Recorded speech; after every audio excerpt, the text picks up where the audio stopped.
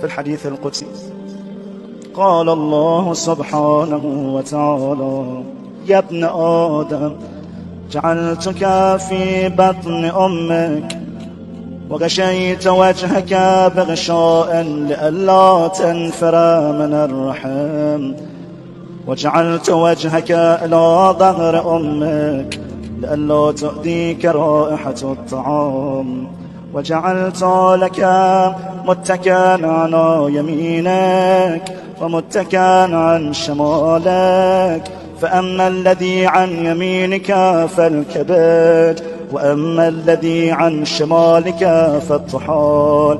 وعلمتك القيام والقعود في بطن أمك، فهل يقدر على ذلك غيري؟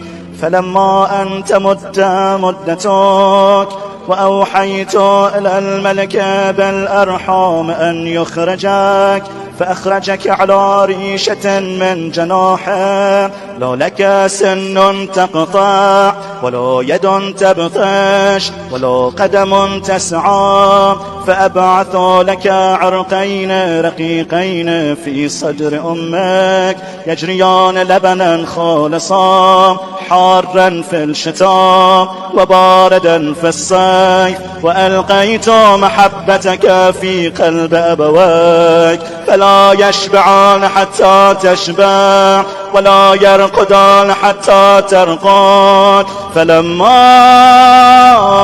قوي ظهرك واشتد أزرك برزتني بالمعاصي في خلواتك ولم تستح مني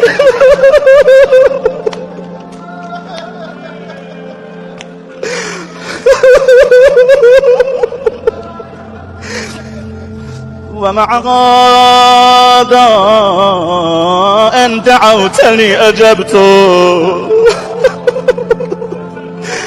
وإن سألتني أعطيت، وإن تبت إلي قبلتك.